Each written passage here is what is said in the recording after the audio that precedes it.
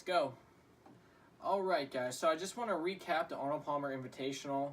I'm going to preview the Players' Championship. I'm going to continue to count down to the Masters, and then we'll do some quick hits.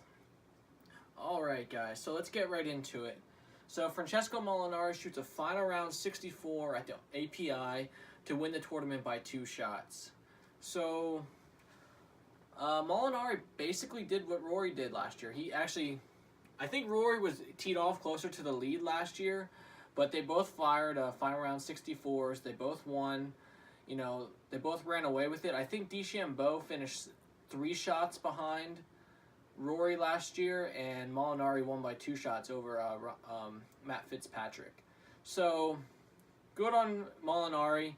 It was a great victory. He shot rounds of 69, 70, 73, and 64 to shoot 12 under and win by 2 shots. So, like I said, I think he went off 5 groups ahead of the leaders on Sunday, and he shot 64. He posted early. He sat around for about an hour and a half, and then, no one could catch him. So, good on him for winning. He's had a great run the past year and a half. He obviously won the major championship. This is his 3rd PGA Tour victory, which is awesome. Good for him. Now, I don't know if he must be full on the PGA Tour. I don't think he plays on the European Tour much anymore. I think he moved up, drastically in the FedEx Cup, point standing. So that's awesome for him. He moved up to 7th in the world golf ranking, which is crazy. He went from 10 to 7 with 1 win. So I think part of that, some guys didn't play well, and he won, obviously, so he moved up, which is really good for him. He says in his interview afterwards, he said that Arnold was a huge golf icon when he was growing up in Italy. He said him and Jack were, even though they were Americans, they were still really huge to them when they were growing up, or when he was growing up. And, it was an honor to win his tournament. Obviously, Arnold's not there anymore, but he said it was still, it's definitely a lifelong accomplishment to win that Legends tournament, basically. So, like I said, I'm a fan of Molinari. I'm happy that he won. I kind of thought Rory was going to win. Rory was in the final round, or the final group in the final round, and he didn't get it done. He was 1 shot back and came out super flat, but I'll touch on that a little bit later.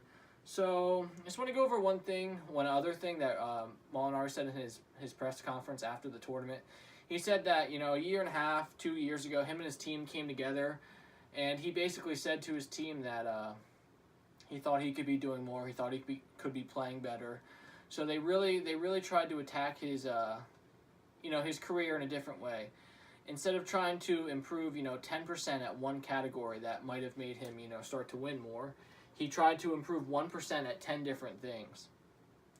So I think that should hit home to a lot of people, because a lot of golfers, I'm talking amateur level golfers, they're looking for one thing that's just going to solve everything, whether it's new clubs or a new instructor, whatever it is. They're just looking for one quick fix that's going to make them drop 5 to 10 shots, and that's not how golf works.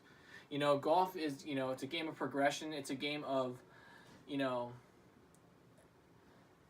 you can improve 1 or 2 shots at a time, and you got to take a lot from that. Not a lot of people go from shooting in the 90s to the 70s and really fast. Maybe they'll have the occasional 70 when they're hot, or they're playing an easier course than their normal course, but a lot of people don't go from being an average 90 shooter to just suddenly shooting in the 70s all the time. It just doesn't happen that often. You have to put a lot of time into golf to improve at it. And I think if a lot of guys would just take more incremental steps rather than looking for that one big thing that's going to really solve the game for them, I think they could see more improvement over a couple year period. If you try to try not to double chip, if you don't double chip at all during one round, if that's something that you do, if you double chip a lot, meaning you hit your second shot, it's not on the green, you hit your third shot, it's still not on the green, so you're hitting 2 chips green side. If you could just avoid all your double chips in one round, your scores would go down. You don't ever see a scratch golf or a single handicap player double chipping. Maybe occasionally if they have a super, super difficult shot. But other than that, when they have their third shot, if they don't hit their second shot on, guess what? they're hitting their third shot on the green. So I think that's a lot. It's something that a lot of people could improve upon. You know, just trying to improve your game 1% at 10 different things. It'll go a long way, trust me. So, Molinari is also a Ryder Cup stud. He went 5-0 in the past Ryder Cup, which is awesome. He went 4-0 with Tommy Fleetwood in the team matches, and then he won his singles match. And he's going to be on the Ryder Cup team next year again. Even if he would play poorly from now until then, I still don't see him not being a captain's pick if he were not to qualify on points. So he's going to be around for a long time. He's not going anywhere. You know, he's in his mid-30s, but, you know, he's got another 5 years probably of, you know, contention. He can contend in majors. He's getting longer, actually. You know, he's a little bit longer and he's a little bit straighter than he used to be. His irons are just a little bit better and his putting's a little bit better. And that's basically how you win golf tournaments. You know, it's not like other sports. In golf, between, you know, the best player and the worst player are only separated by a couple shots. You know, being dead last in putting and being first in putting on the PGA Tour, average putts per round, probably is only like a 2-putt difference, I'm sure. Averages. So the best guy may average 28 putts around and the worst guy may average 30 putts around. So the margins are so slim in golf. If you can pick up a half shot around, like over the course of 4 days, that goes a long way. So golf's a different game in that regard. It's all, you know, they say football is a game of inches. Well, golf is a game of, you know, point zeros basically. You just got to improve tiny little bits, and you will see a huge difference. So just to touch on Rory, you know, his final round woes continue. He finished T6, shot a final round 72 after a really nice 66 on Saturday when the scores were pretty high.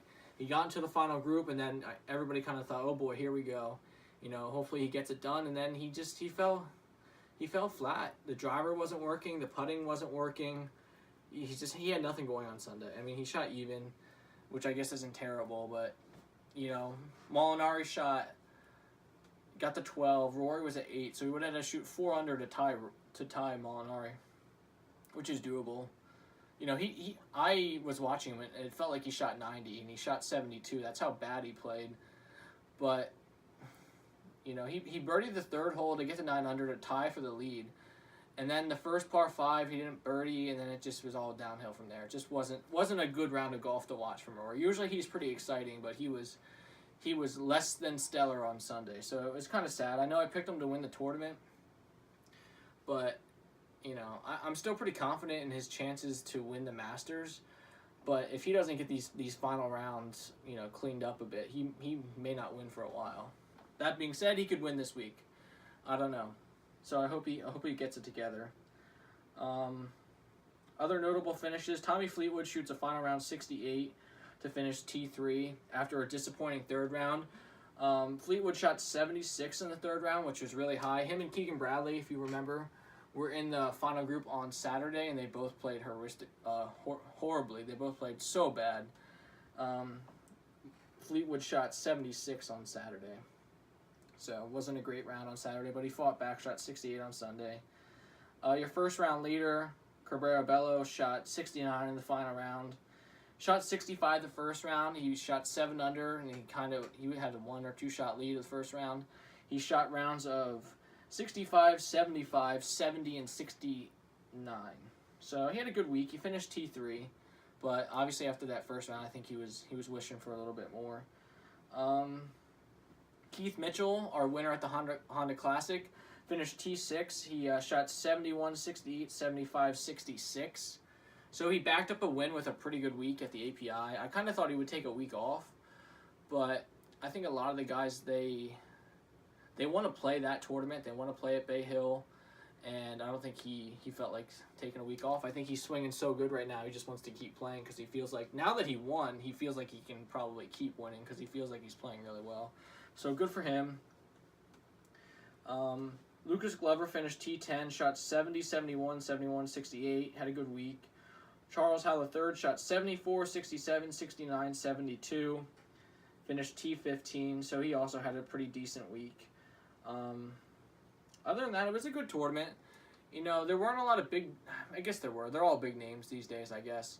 I mean, Rory was up there, and I thought he was going to win. After that 66 on Saturday, I was like, oh, wow, this tournament's over, even though he was one back going to the final round. And then he fell flat again, so I hope Rory gets it together. One thing I will say in his press conference afterwards, he seems super optimistic still. Like, he feels like he's playing great golf, which he is. Like, I said on the last show that I think that he's playing every bit as good as DJ is. He just doesn't have any victories. I mean, he finished T6 this past week, and that's his highest finish of the year. So clearly he's playing good golf. You know, I don't think he has anything to worry about. You know, sometimes you shoot 72 in the first round, sometimes you shoot it in the final round. It's the way it goes. So I still think he's a pretty heavy favorite to win the Masters. All right, so another thing, I did say the winning score. I think I said 14 to 16 under. I thought it was going to be. It was 12 under, so I was a little bit off there. Course played a little bit tougher than I thought it would. You know, fairways were firm, greens were firming up. A lot of high scores on Saturday. There were a lot of scores, you know, over par on Saturday.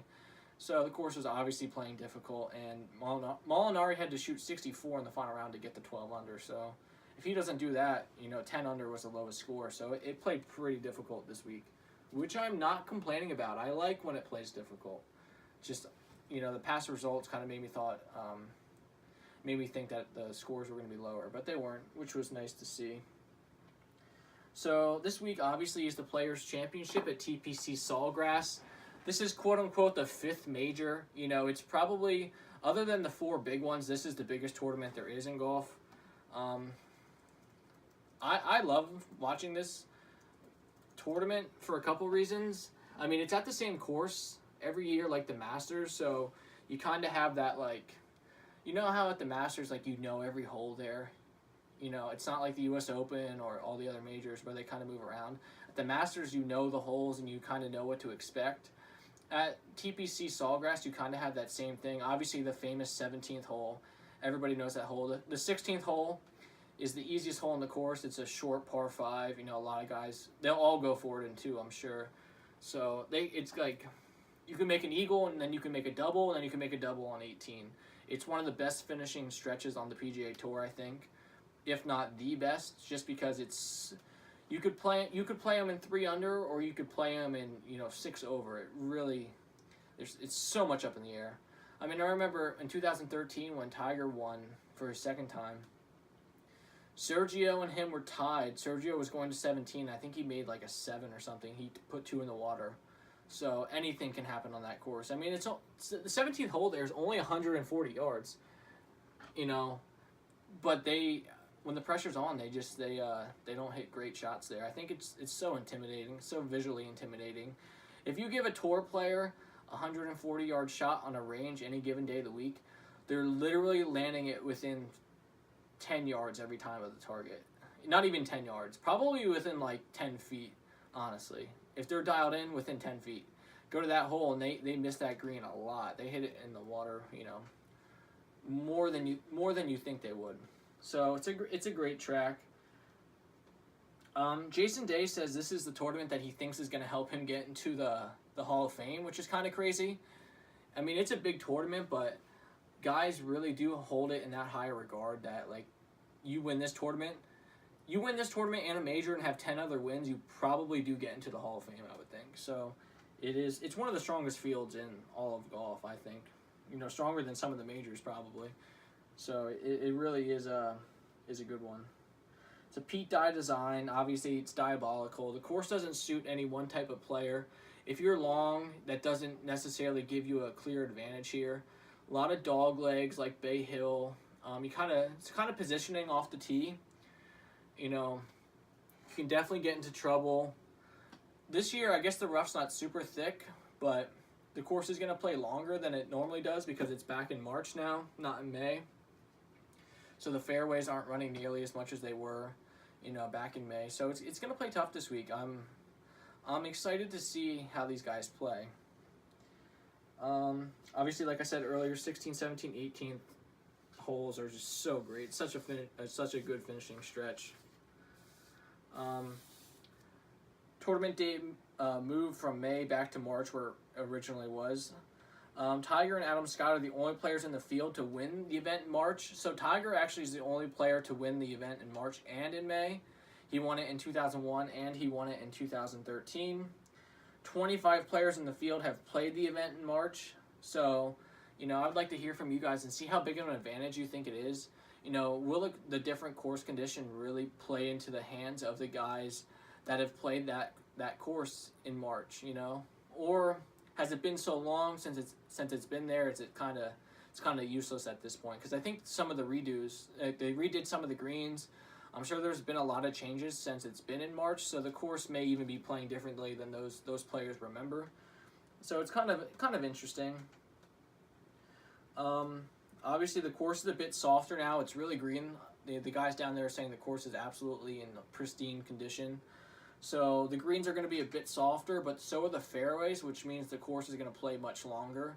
I know a couple guys said in their news conferences that 18 last year was like a 3-iron or like a 3-wood and like a wedge, and this year they're hitting driver 3-iron into that green. So clearly the fact that the ball is not rolling out is gonna play a big factor this week, which maybe then you could say that the longer hitters do have an advantage because they're carrying it further. But if you're long and offline at this course, it's not good. You'd rather be shorter in the fairway without a doubt. It's all about playing your second shot into these greens here. You have to be really strategic in playing your second shots and being in the right quadrant of the green, giving yourself a chance to actually make a birdie putt. If you're not on the wrong side of the green, some of these putts here are really, really dangerous.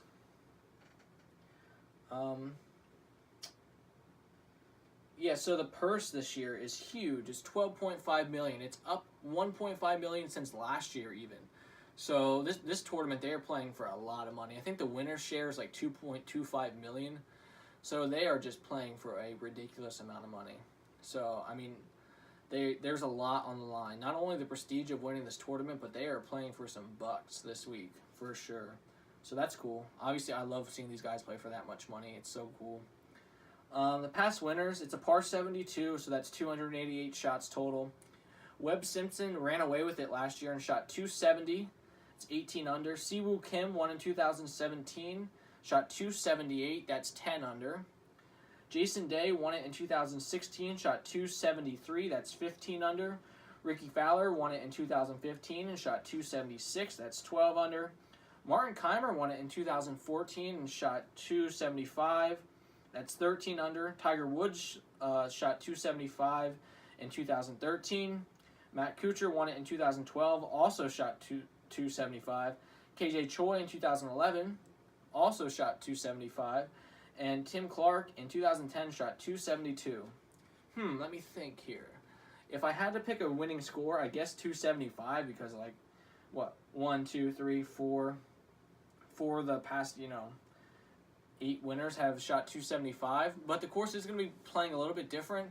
But I'm pretty confident in that number. I'm going to go with 13 under right now. I'm going to write that down just so I remember. 13 under. I'm calling it. You heard it here first. Will the scores be different in March? I hope a little bit. Here I didn't realize I wrote this down last night. I put winning score will be 8 to 10 under. I just said 13 under. But I'm going to go with my original pick. I'm not going to change it now. So I did say 8 to 10 under when I wrote this up last night. So I'm going to stick with 8 to 10. That gives me a little bit more leeway rather than just picking one number. Now it's 8 to 10. So hopefully I'm right there. Obviously Tiger's back this week. He did not withdraw from the Players, which I'm super thrilled that he didn't. I was pretty upset last week, if you couldn't tell. I wanted him to play. I thought he had a chance to win last week at Bay Hill.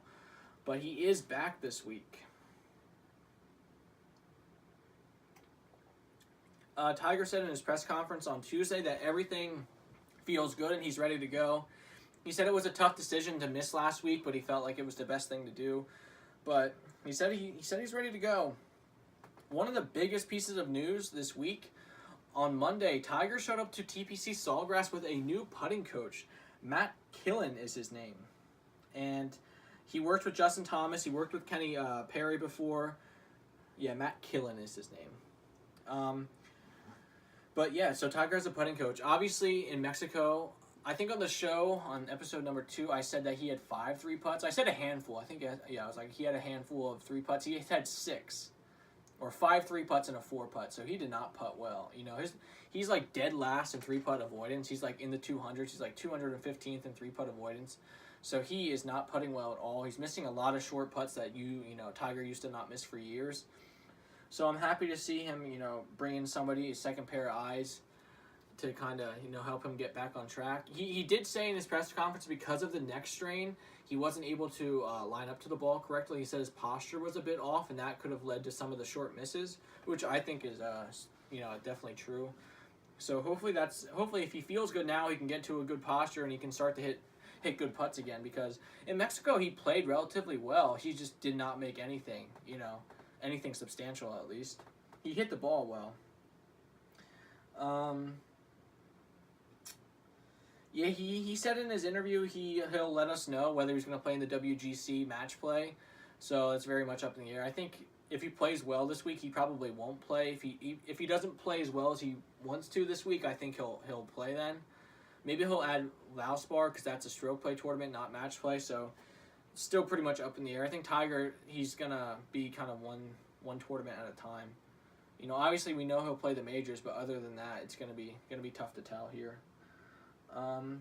Tiger, and he also said he's getting ready for April, which is obviously obvious. Nice one.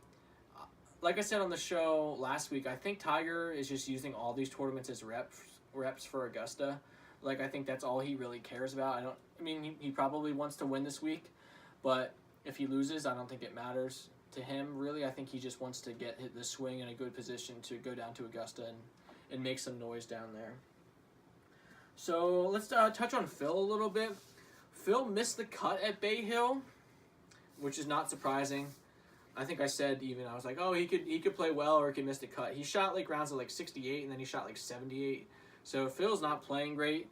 And he said something kind of odd to me. I didn't like it when he said it, when I heard it. He said that he was going to play TPC Sawgrass in a practice round before deciding whether he was going to play in the tournament or not. So basically, he wanted to go to TPC Sawgrass and see how the course was playing, and that was going to determine whether he plays this week. Because if the rough was up, he just wasn't going to play, I guess, because he has conceded to the fact that he is not a good driver with a golf ball. So why should he go, play a course that if he drives it in the rough, he's dead? Well, here's a couple of reasons. Phil, you're trying to complete the career Grand Slam. Like, you need to be able to drive it straight there. So wouldn't this be a good preparation for that? I don't know. Phil says some crazy stuff sometimes. Probably the craziest out of all the golfers. And I think, obviously, he's won a lot. He has 44 wins on tour, and he has 5 major championships. So he can say whatever he wants to say. But people can still scrutinize it because sometimes he says some crazy stuff. But then he gets there, he plays the practice round, and says he loves how the course is set up. So I don't know if he's just trying to make the media go crazy or what, but he said he was going to go see how it was going to play. He gets there, he plays, he says he loves it. So now he's playing. But Phil does not have a good career at the Players. He's got 1 win, surprisingly. In 2007, he won. He made 25 starts in the Players. He's missed the cut 9 times. 9 times. Tiger has like 15 missed cuts his entire career. And Phil missed the cut 9 times in 1 tournament. So clearly Phil was erratic off the tee all of his career. That's clear as day. Everybody knows that. But 9 times, that's a big number. Like, geez. Tiger's won places 8 times. Phil missed the cut here 9 times. So it's a big number. I guess maybe that's one of the reasons he didn't want to come play, because he knows he can't play the course. He did win here once, which is crazy. So I would love to hear from you guys and see how you felt about Phil's comment about, showing up, playing a practice round, and then deciding whether he was going to play. I guess it's not a big deal. I don't think it's very professional, though. It's kind of like, I'm going to decide whether I'm too good for this event or not. The best players in the world are playing this event. You should be there, Phil, but if you don't want to play, I guess that's up to you. Whatever. Like I said earlier, should he be playing difficult tracks to get ready for the U.S. Open? Obviously, the answer to that question is yes. He should be playing difficult tracks to get ready for the U.S. Open. And if he's not, I have to question whether he's still trying to complete the Grand Slam. I would have questions. You know, I do have questions, obviously. Who's gonna win this week? Whew. Rory's still playing good despite what happened last week. He's still playing good. I mean, obviously he's first on a lot of stats on tour. I think he could win here. But like I said, this course doesn't really suit anybody, and a lot of the top players in the world haven't played here. Justin Rose doesn't have a good record here. Dustin Johnson also does not have a good record here. Ricky obviously won here once, and he plays here. He plays this course fairly decent, so he could win. Justin Thomas, he could win anywhere in the world. Obviously, he's extremely talented. I don't know if he knows the course well enough to win here yet, though. I think this course takes a bit of knowledge before you can really figure it out. But I mean, he could win. The event's pretty much wide open. I think of like the top players, of the top 15 in the world, I actually think Tiger does have the best chance to win just because he's won here in both months. He's played this tournament in both months. He knows what it's like. And I think a lot of people are probably overthinking it being in March, not May, because that's what they were always used to. They're used to playing this course when the ball is just running forever, and it's not now. So I think that plays into Tiger's hands a bit. And I think sometimes when you get a new coach and like you get these new thoughts in your head and it seems to be working, his confidence may be way up with the putter and he just may make everything this week. You know, obviously this is just speculation, but I think, you know, you could have, whether the stroke is actually, you know, better quantifiably, I think that he could just come out and just roll the rock really well this week. Because obviously his ball striking in Mexico and this whole year has been fairly good. So if he hits it anywhere near that well, or better even, and putts well, I think he could definitely get number three at the Players. And also, Joey LaCava, Tiger's caddy, came out, I think last year at some point, and said that Tiger was going to own TPC Sawgrass for the next, 5 years. So, I don't know what he meant when he said that. He didn't really, explain it too much, but if that's true, maybe Tiger feels like he's figured this course out now and he knows how to play here. I mean, he had a pretty good year last year. I think he finished T11. He was making a good Sunday run. I mean, Webb Simpson had a 7-shot lead going into the final round, so no one was really going to catch him, even though he did shoot 73 and still won by 4. Tiger, I think he got to 14 under, and then he dumped one on 17, which is really, you know, that's not like him to do that in a position like that. And he made double there, and I think he shot 11 under, maybe total. I know he finished T11, but I think if Tiger's in contention this year after, you know, winning at the Tour Championship and also just being really comfortable at this golf course, I think he has a legitimate chance to win this week. I'm excited to see how he plays tomorrow. I think he tees off in the afternoon after 12:30 or something like that. I just want to do one quick hint real quick. In a golf.com article, it says that Ernie Els says that he's done with the Masters. Basically, he doesn't qualify for the Masters this year. He hasn't won in a while, so he doesn't have an exemption into the tournament. Last year, he got an honorary exemption into the Masters, and this year they didn't give him one, so he's not playing there. And basically, he said he wasn't going to miss it. I guess he has a love-hate relationship with the Masters, because you feel like he would be the type of person that would have won at Augusta. You know, he hits it high, hits it far. Just a great player for all those years, and he just never could figure it out. So, I don't know what it is. Maybe he just didn't putt well enough, or maybe it was the fact that his chipping wasn't good enough. But he never won at Augusta, and I think he really kind of resents that place. So he said he's happy not to be going back, which I kind of thought was funny because everybody loves going to Augusta. I think he's just bitter, which is kind of upsetting to see because he's such a low-key guy. You know, he seems like he's so cool and so relaxed all the time. For him to come out and kind of rip on Augusta, I was a little upset by it. But hey, what are you gonna do? All right, guys. So that wraps up episode number 3. I will see you next time.